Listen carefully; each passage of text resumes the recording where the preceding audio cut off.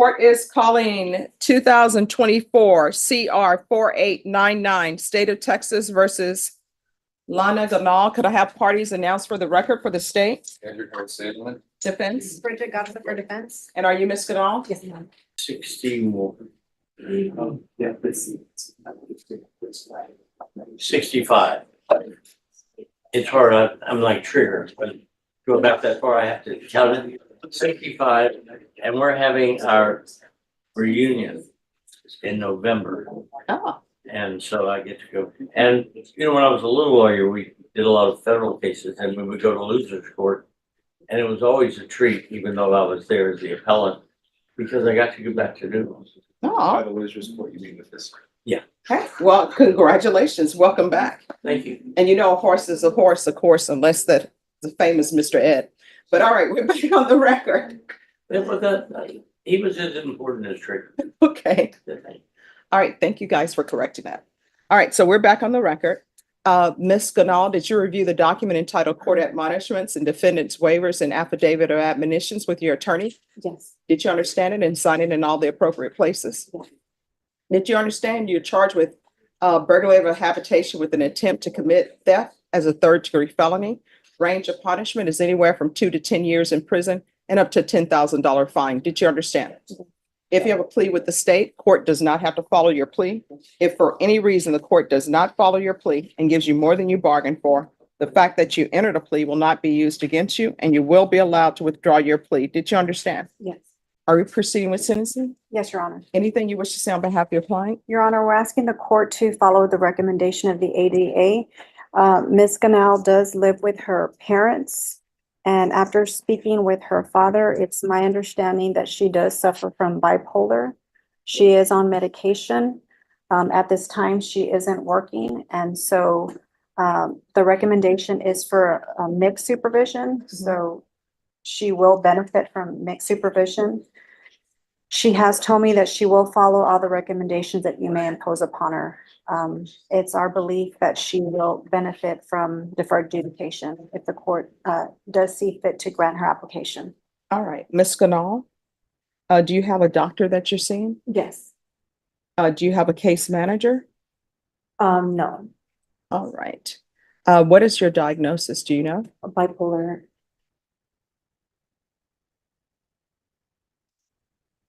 All right, this is what the court is. I'm sorry, do you have any children? Yes, I have one son. All right, and where does he live? He lives with me and my parents.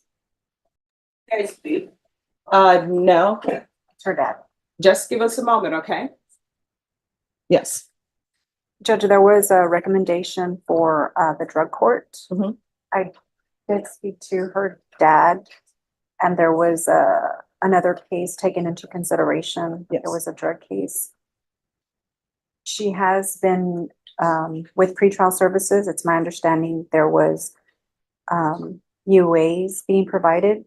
Obviously, she has been negative on the UAs, but in the past, she has been using drugs. Mhm. There was a recommendation for her to be referred to the drug court. Mhm. So as you know, with mental issues and drug issues, we don't know what comes first. Yes. At this time, she's not using any drugs, but she has been using drugs in the past. So I just want to make the court aware of that she does suffer from mental health issues. She has had a substance abuse problem in the past. I don't know if I want to label it a substance abuse problem, but she has used substance abuse.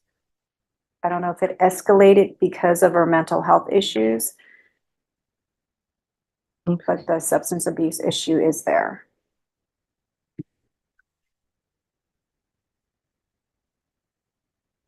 Is there anything else you would like to tell me? No.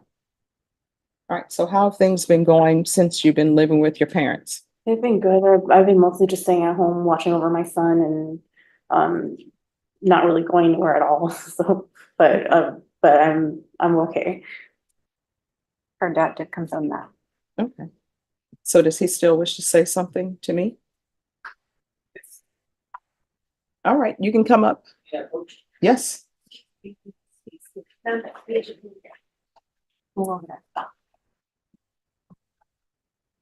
right, do you want to raise your right hand? Do you solemnly swear or affirm the testimony you give will be the truth and nothing but the truth, so help you God? Yes, ma'am. All right, you can lower your hand, state your name for the record. My name is Nick Ganal. Yes, what would you like to say? Yes, I just would like to say, my daughter's been having her mental issues since she was in her 20s. She's about I'm sorry, are you 34? She's 35 right now. She's been having mental issues since then. And she's pretty much lived with us all her life because when she gets a job, she always gets fired. And since 2016, she hasn't been able to get a job. She can't keep a job. So we've been taking care of her and our son. My wife and I are the guardians of her son. And since her last, when she was arrested in January, because of the problems we've been having and her mental issues, actually on that day, a few hours before, I called 911 twice because she was at the back of our house. She was screaming. She wanted to kill herself, et cetera, et cetera. And so I called 911, and but she kept disappearing. She kept running away. So later on that day, after that second call, they finally they found her outside. They talked to her. They interviewed her. They were able to calm her down. And that's the same day where she went to a next door neighbor and she got the Xbox. But she didn't. I don't think she intended to really steal it because she put it on the bed truck of the next door neighbor. She didn't take it home. Let me ask you this. What do you think she needs? Well, the reason I asked to speak here is because I know my daughter. I don't think she understands when she tells you that she understands. Okay, I don't think she really understands. Well, what I can tell you is because well, let me stop you a little bit. So anyway, whether somebody is competent or not competent or sane or not sane, those are legal terms. It's sort of a fiction in the medical field. Those are legal terms here. And what I can tell you is I understand that she may have mental health issues, but that doesn't mean that she doesn't understand what's going on.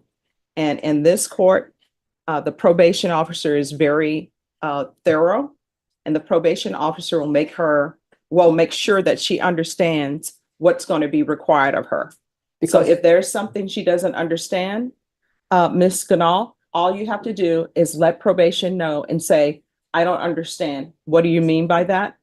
And they'll continue to talk to you until they're sure that you understand and until you say that you understand. Okay? Yeah. All right. Because she's like you said, she never goes out. She stays at her house, and she's always reported to pretrial services and her bondsman. And the reason why we're here today is because she was pretrial services stated that she did Okay, not. so here's the thing. Let me just tell you. She did. Well, let me just tell you. Time out. Let me just tell you. That ship has sailed. I'm going to take care of that today. Okay. So there's no need for you to address that. I'm going to take care of it today. Okay. All right. Thank you so much. Okay. All right. Thank you, Your Honor. You're welcome. Ms. Ganal. All right, Ms. Ganal, these are the conditions of probation I'm going to give you. Okay. So you're going to be placed on 4 years deferred adjudication. If you complete everything early, within 2 years, no sooner than 2 years, your attorney or somebody can come in and ask me to let you off of probation early. So you won't be on probation anymore. In this court, I will tell you, and I probably shouldn't say this, attorneys may not like it, but in this court, if probation feels that you've completed everything, they have the authority and they follow through on that authority to send me an email saying that you've done everything and they think you should be no longer on probation.